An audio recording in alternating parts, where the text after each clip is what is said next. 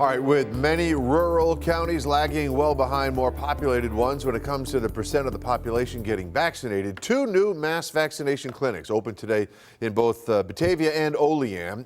Two on your sides, Kelly Dudzik tells us, though, that data reveals that there are still some concerns about getting the vaccine to rural Western New Yorkers.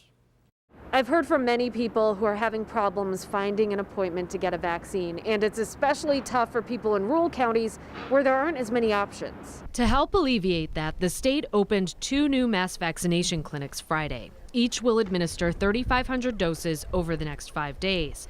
One clinic is at Genesee Community College in Batavia, the other's at Jamestown Community College in Olean.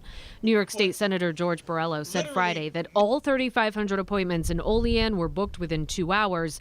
And he says with those appointments being open to anyone in Phase 1A or 1B, it's leaving people in rural communities behind. And we found out that in Batavia, the majority of people who got appointments don't live in rural counties.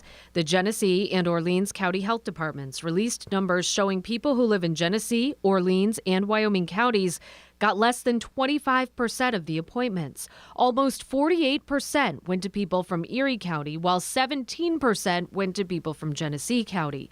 Orleans County got less than 5%, and Wyoming County got just 2%. Meanwhile, we know these clinics have the one-dose Johnson & Johnson vaccine, so you don't have to come back for a second appointment. But there's been some confusion over its efficacy, and NBC News senior medical correspondent Dr. John Torres cleared that up.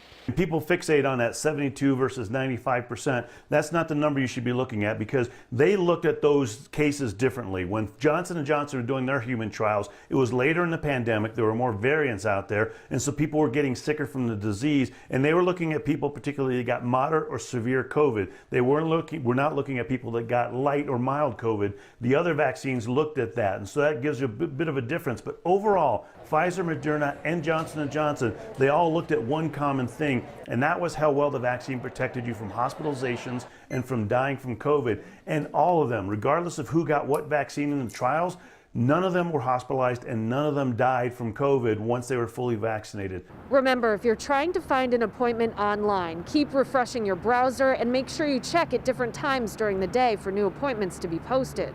In downtown Buffalo, Kelly Dudzik, Channel 2 News.